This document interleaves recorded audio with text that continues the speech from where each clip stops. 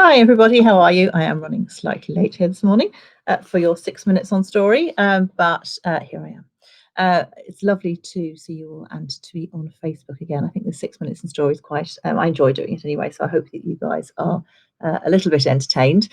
What we are trying to do this week is to give you a look inside the dark room, which is obviously a new book out here. I'm Sam Blake, in case you hadn't guessed, and the name's on the back of the books here. And what I'm doing is doing a little bit of a reading each day this week to give you just literally a look inside the dark room.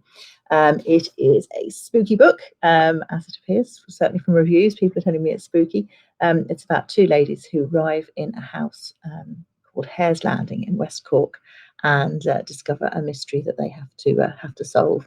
And it's lovely to see a few people joining me too. So I'm just going to read you a little bit from chapter 4. On Monday, I read a little bit from the prologue, and we met Alfie Bowes, who is crucial to the story. And on Tuesday, we met Rachel, who is the person who is investigating what's happened to Alfie Bowes and why it's happened. Rachel is a film location scout, and her dog Jasper is crucial to the story. So I am now going to read you a little bit from chapter 4, where we meet Caroline, and hopefully we'll get it all done in 6 minutes. So, start of chapter 4. Hare's Landing was haunted. That was all she needed. Perhaps that was why it was so cheap, and it was nothing to do with being out of season or recently opened. Caroline sighed as the taxi hit another pothole and her glasses almost jumped off her nose. She pushed them back on. She really didn't believe in ghosts. Ever since school, when they'd set up a paranormal club and had spent their lunchtimes discussing stories like the disappearance of the girls at Ayers Rock, she'd felt sightings were all about pockets of energy.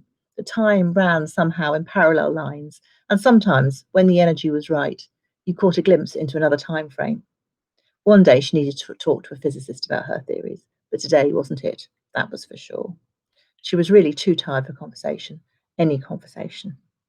Perhaps if she asked the questions, the driver would just chat and she could zone out. After the flight and all the delays, zoning out was about all she wanted to do. Zone out, have a shower, and a very tall, very chilled glass of white wine.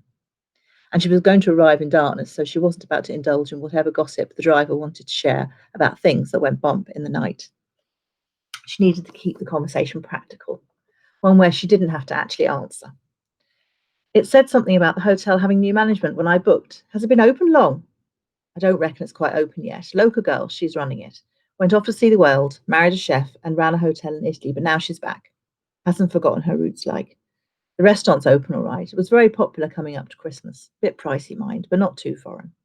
They must be getting the rooms ready now, though, if you've booked in. I'm not in the main hotel. I've taken a place called the Boathouse for a couple of weeks. Well, the Boathouse, is it? That'll be lovely, I'd say. On your own, are you? He sounded surprised. Caroline didn't have the energy to explain, and it wasn't any of his business anyway. I need some space. Well, one thing you've got lots of in West Cork is space. You don't get much of that in New York. That was for sure. Adjusting her seatbelt and sitting back, Caroline closed her eyes again.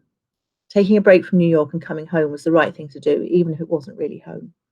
When her mum had died, just before she'd got her American visa, they'd sold the family house. To really go home, she'd have to stay with one of her inquisitive sisters or friends in Dublin, and she needed time to be on her own, to recalibrate, and to work out what she was going to do next. West Cork was a much better idea. She'd always loved it here.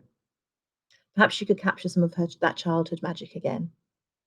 When she calmed down enough to answer his texts, Tim had been all professional corporate lawyer, firing questions at her as if she was on the witness stand. She could almost see him shaking his head at the reason for her suspension, which to be honest, sounded like a fairy story. Tim had said she needed to stay and fight to show that it was all nonsense, that she just had to get away, but she just had to get away from New York to find the space to work out a plan B if she needed it. And let's face it, she was exhausted. Americans didn't take holidays, vacations, as she'd come to call them. And to keep at the top, she worked 18-hour days. It was time to stop. When the boathouse had popped up on the hotel booking site, with its granite walls and Gothic windows, she'd felt Hare's Landing was calling to her.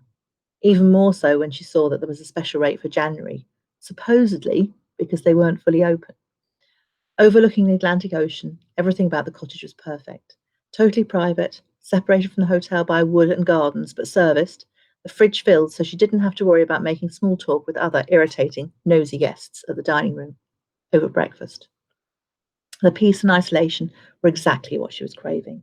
and the note on the booking form that the internet and phone signals were currently intermittent made it absolutely ideal.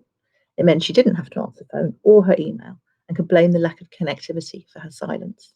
She'd take the ghosts if it meant some peace and quiet. It was time she took stock of her life and worked out where she was going. She was almost 30 and had been suspended from one of the most influential reporting jobs in New York, and it would be virtually impossible to keep the news private in a business where gossip was currency. Even if she did manage to keep it quiet, and instead of waiting on for Rich Slater's nonsense defamation case to go to court, resigned to protest the paper's lack of support, that was as good as admitting that it was true. But Caroline wasn't made like that. Ever since she'd been able to walk and talk, she'd been stubborn to the core. Perhaps it came from having three sisters to fight for everything. But she was damned if she was going to let some creepy misogynist bastard, millionaire or not, get the better of her. She'd taken her 2 weeks vacation, refuel, recalibrate, and come back fighting. So that's Caroline on her way to Hare's Landing in the taxi, and a taxi she wasn't actually expecting to pick her up at the airport. And she is getting ready for her 2 weeks recalibration, but things don't quite go as planned. So the dark room is out now. I'm just going to pop the links into the stream for those of you who haven't already got it. That's a link to Eason's, and also, oops, that's come to Eason's again. We're doing well here today. I'll leave that one up. It's great to see you and great to see everybody. I do hope that you'll be able to join me tomorrow for a bit more of the dark room, and look forward to talking to you soon.